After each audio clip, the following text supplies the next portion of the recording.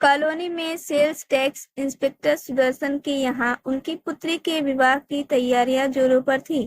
सुदर्शन ने 3 वर्ष पहले ही कॉलोनी में मकान बनवाया था और उस समय की लागत के अनुसार मकान बनवाने में केवल 1 लाख रुपए लगते थे। 4 बड़े कमरे, बैठक, रसोई घर, हर एक कमरे से जुड़ा गुसलखाना, सामने सुंदर लॉन जिसमें तरह तरह के फूल लगे थे और पीछे एक बड़ा आंगन था। मकान की शान शौकत देखते ही बनती थी। उसी सुदर्शन के मकान के सामने आज विवाह की तैयारियां जोरों पर थी। पूरी सड़क घेर कर काफी दूर तक कनातें लगाई गई थी। शहर की सबसे नामी फर्म ने सजावट का ठेका लिया था। चांदी और सुनहरे तारों की लड़ियां, रंग बिरंगे बल्ब, सोफे और गद्दीदार कुर्सियां, झाड़ फानुस, सभी से वह पूरा क्षेत्र सजा हुआ था। स्वागत द्वार के पास ही परंपरागत शहनाई वादन हो रहा था। उसके लिए भी प्रसिद्ध कलाकार बुलाए गए थे। जब मकान बना था तब भी पड़ोस में रहने वाले प्रोफेसर बलराज को बड़ा आश्चर्य हुआ था कि इतना रुपया सुदर्शन के पास कहाँ से आया। उन्हीं को नहीं, अन्य लोगों को भी इस बात पर अचंभा हुआ था, लेकिन यह पूछने का साहस किसी में नहीं था। आज बलराज को सुदर्शन की पुत्री के विवाह पर की गई सजावट और शान शौकत देखकर विस्मय हो रहा था। बलराज 1000 रुपए वेतन पाकर भी कभी मकान बनवाने की कल्पना नहीं कर सके और 15 वर्ष से इस कॉलोनी में किराए के मकान में रह रहे थे। उनकी पत्नी कभी कभी व्यंग में कह दिया करती थी, जाइए देख ली आपकी प्रोफेसरी, इस मास्टरी लाइन में रखा ही क्या है। देख लो सामने वाले नायब तहसीलदार विजय ने कैसी शानदार कोठी बनवा ली है, और उधर देखो थानेदार जयसिंह ने नए ढंग से क्या प्यारा बंगला बनवाया है। अपने बाईं ओर सुदर्शन की कोठी तो देख ही रहे हो, दाईं तरफ वाली विकास अधिकारी रतनचंद की कोठी पर भी नजर डाल लो। इन्हें क्या तनख्वाह मिलती है? सच तो यह है कि शायद तुमसे आधे से भी कम तनख्वाह मिलती होगी, लेकिन देख लो क्या ठाठ है। सभी के बच्चे कॉन्वेंट स्कूलों में पढ़ रहे हैं, फल और मेवों से घर भरे हुए हैं, और एक हम लोग हैं, न ढंग से खा पाते हैं और न पहन पाते हैं। वही कहावत हुई ना, नाम बड़े और दर्शन छोटे। बलराज पत्नी की बातों पर अक्सर झुंझलाया करते थे, किंतु वह जानते थे कि उनकी पत्नी की बातों में दम है, गहरी सच्चाई है। वह आज तक नहीं समझा सके कि इन लोगों के पास इतना पैसा कहाँ से आ रहा है, कैसे वे इतना बढ़िया शान शौकत भरा जीवन बिता रहे हैं, और वह ऐसा क्यों नहीं कर पाते। बलराज जैसे सीधे साधे प्रोफेसर इस प्रश्न का उत्तर खोजने पर भी नहीं ढूंढ पाते थे। वह एक कॉलेज में भारतीय इतिहास के प्राध्यापक थे। प्रायः उनका अधिकांश समय गहरे अध्ययन और चिंतन मनन में ही बीतता था। परिवार में पत्नी के अलावा एक बड़ा पुत्र और 2 पुत्रियां थी। पुत्र केवल बीए तक ही पढ़ सका और एक फर्म में विक्रय प्रतिनिधि हो गया। उनकी दोनों लड़कियों ने अवश्य MA B.Ed कर लिया था। तीनों बच्चे बहुत सुंदर थे। लड़के का विवाह हो चुका था और एक बच्चा था। लड़कियों के विवाह की चिंता उन्हें परेशान किए हुए थी।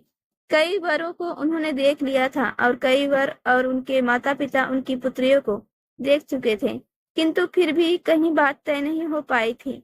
वह काफी परेशान थे, सोचते थे कि दोनों ही लड़कियां विवाह योग्य हैं, 2-4 दिन के अंतर से दोनों का विवाह कर देंगे, लेकिन जब वह वर मिलेगा तभी तो विवाह होगा। किंतु वर कहाँ मिले। उनकी नजर सुदर्शन की कोठी की ओर चली गई। इस समय तक पंडाल भर चुका था। बड़े बड़े सेठ साहूकार अपनी अपनी कारों में आए थे। आखिर आते क्यों नहीं। सुदर्शन सेल्स टैक्स इंस्पेक्टर जो था, इसलिए शहर के व्यापारी वर्ग के सभी गणमान्य व्यक्ति वहां उपस्थित थे। बलराज चौके। ओह, वे व्यर्थ की बातें क्यों सोच रहे हैं। उन्हें भी अब सुदर्शन के यहाँ पहुंच जाना चाहिए।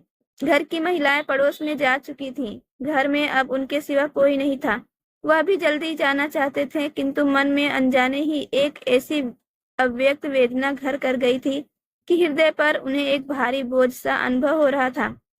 यह शायद अपनी पुत्रियों के विवाह तय न हो पाने के कारण था। पटाखों और बैंड बाजों की आवाज से उनकी विचारधारा टूटी। ओह, बारात आ गई। बलराज तुरंत दरवाजे पर ताला लगाकर पड़ोस में लपके। बारात अब बिल्कुल नजदीक आ चुकी थी और बैंड बाजे के शोर में ट्विस्ट नाच अपनी चरम सीमा पर था। आगत अतिथिगण उठकर खड़े हो गए थे। उनमें से कुछ आगे बढ़कर नाच देखने लगे। वह का सजा सजाया घोड़ा अब स्वागतम वाले द्वार के बिल्कुल निकट आ गया था।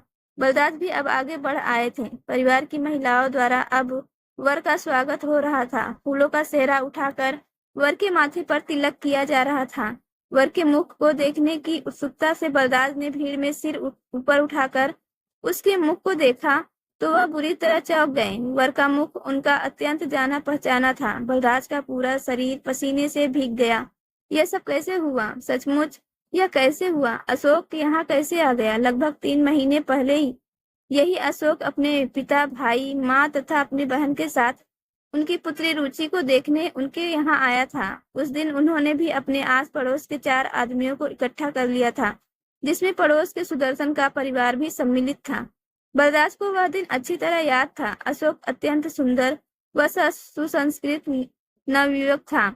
वह अच्छे पद पर था। एकाध वर्ष में स्टेट बैंक की किसी शाखा का मैनेजर बनने वाला था। उनके एक मित्र ने उसे तथा उसके परिवार से बलराज का परिचय कराया था। लड़का उन्हें बहुत पसंद आया था और उन्होंने अपनी रूपमती पुत्री रुचि का उससे विवाह कर देने का निश्चय कर लिया था।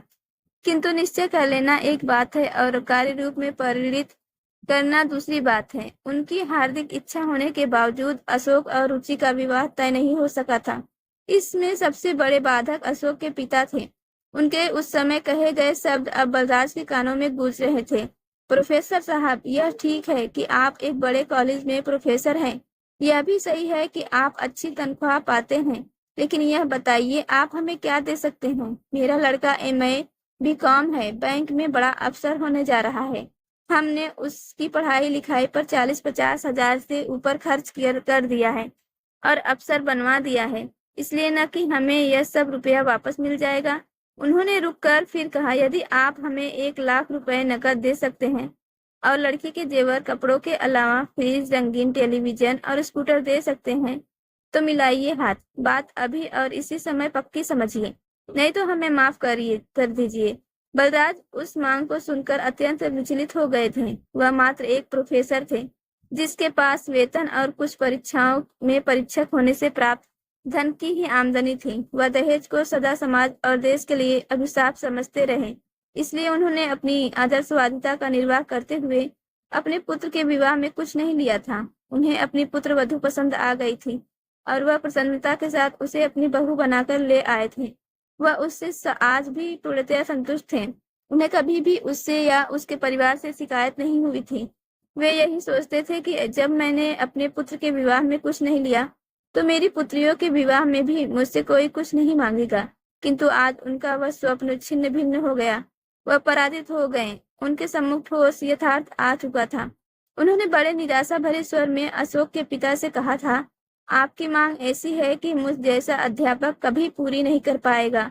कैलाश जी, एक पिता का सबसे बड़ा कर्तव्य यही है कि वह अपनी संतानों को अच्छी से अच्छी शिक्षा देकर हर रूप में योग्य व समर्थ बनाकर उनका जीवन व्यवस्थित कर दे। वह कर्तव्य मैंने कर दिया है। मेरी लड़की अत्यंत सुंदर होने के साथ साथ MA B.Ed है, गृह कार्य में पूर्णतया दक्ष है। मुझे विश्वास है कि जहाँ भी जाएगी वह घर उसे पाकर सुखी होगा। मैं आपको केवल एक ही भरोसा दे सकता हूँ कि अपनी सामर्थ्य से बढ़कर अच्छे से अच्छा विवाह करूंगा और आपको संतोष देने का प्रयत्न करूंगा, लेकिन किसी भी चीज को देने का वादा नहीं कर सकता। और कैलाश जी अपने पुत्र अशोक को लेकर वापस चले गए थे। बलराज की पुत्री का विवाह तय नहीं हो पाया था। उस दिन वह बेहद निराश और मायूस रहे। उन्होंने उस दिन खाना नहीं खाया और किसी से बोले भी नहीं। जीवन में पहली बार उन्हें यथार्थ के ठोस धरातल का एहसास हुआ था। वह जान गए थे कि यह दुनिया अब उनके सपनों की दुनिया नहीं रही है। यह बहुत बदल गई है, सचमुच बेहद बदल गई है। अब वही लड़का अशोक वर के रूप में सामने खड़ा था और वह भी पड़ोसी सुदर्शन के यहाँ। क्या सुदर्शन ने अशोक के पिता की पूरी मांगे मान ली? लेकिन यह कैसे हो सकता है? सुदर्शन के पास इतना रुपया कहाँ से आया? और उनकी लड़की भी तो अत्यंत कुरूप और मात्र इंटर पास है। अशोक को तो सुंदर लड़की चाहिए थी। क्या अशोक ने उसे पसंद कर लिया? वह अपने कंधे पर किसी की हाथ की थपथपाहट से चौंके। सड़क के उस पार की कोठी के मालिक रामेंद्र बगल में खड़े थे। उन्होंने पसीने में भीगा अपना चेहरा उनके मुख पर टिका दिया और खोए खोए से देखते रहे। रामेंद्र उन्हें भीड़ से अलग एक किनारे ले गए और धीरे से बोले, मैं जानता हूँ कि आप इस लड़के को देखकर बेहद चौंके हैं और शायद दुखी भी हुए हैं। मैं आपके मन की व्यथा समझ रहा हूँ। प्रोफेसर साहब, बात इतनी है कि आजकल वरों की नीलामी हो रही है। जो जितनी अधिक ऊंची बोली लगाएगा वही अपनी पुत्री का विवाह कर पाएगा। सुदर्शन ने आपके यहाँ इस लड़की को देख लिया और उसके बाप से उसे खरीद लिया। उधर देखिए, सामने इशारा करते हुए उन्होंने फिर कहा, इसे देने के लिए नया स्कूटर खड़ा है। फ्रिज, रंगीन टीवी, स्टीरियो और टेप रिकॉर्डर कोने में रखे हैं। मंडप के नीचे साड़ियों और जेवरात की बाहर पर भी नजर डालिए। यही सब तो इस वर के पिता को चाहिए था, जो आप नहीं दे सके थे। शायद आपको यह भी पता नहीं कि सुदर्शन ने तिलक की रस्म के समय 51,000 रुपए दिए थे और शेष अब दिए जाएंगे। बलराज ने भर्राए अटकते स्वर में कहा, लेकिन सुदर्शन की लड़की, वह तो बहुत बदसूरत है, ज्यादा पढ़ी लिखी भी नहीं है। क्या लड़के ने उसे पसंद कर लिया? रामेंद्र व्यंग से मुस्कुराए, धीरे से बोले, लड़के ने ही तो वो लड़की को पसंद करके शादी की है। लड़के को लड़की नहीं, रुपया चाहिए था, दहेज चाहिए था, वह मिल गया। एक बड़े होटल में दावत पर इन सभी को बुलाया गया था, वही मोल भाव हुआ था और तुरंत वही तिलक की रस्म भी कर दी गई थी। तभी तो हम लोगों को पता ही नहीं चला। वह तो कल मेरी पत्नी को कहीं से यह सब कुछ पता चला, तब मैं जान पाया। बलराज ने खोए खोए स्वर में कहा, रामेंद्र जी, इतना सब कुछ देना मेरी सामर्थ्य के बाहर है। अब मैं क्या करूंगा? मेरी लड़कियों का विवाह कैसे होगा? रामेंद्र जी ने सहानुभूति पूर्वक कहा, मैं आपकी कठिनाई समझ रहा हूँ प्रोफेसर साहब, लेकिन आज का युग तो मोल भाव का युग है, नीलामी का युग है।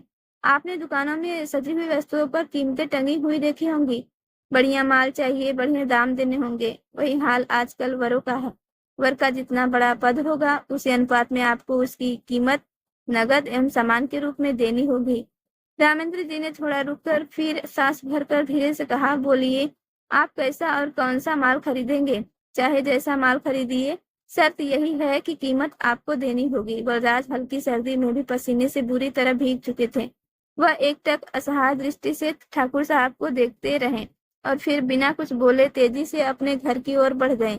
बलराज कब तक निश्चेत पड़े रहे, यह उन्हें याद नहीं। उनका शरीर निश्चेत अवश्य था, किंतु उनका मस्तिष्क सक्रिय था। वह अनर्गल विचारों में डूबते उतराते रहे और उनकी तंद्रा तब टूटी जब उनकी पत्नी ने उनके माथे को सहलाया। फिर उसने धीरे से पूछा, क्या सो गए? उन्होंने धीरे से नेत्र खोलकर एक क्षण अपनी पत्नी को देखा और फिर निर्निमेष उसे देखते ही रहे। पत्नी ने घबराए स्वर में पूछा, आपकी तबीयत तो ठीक है ना? आपकी आंखें लाल क्यों हैं?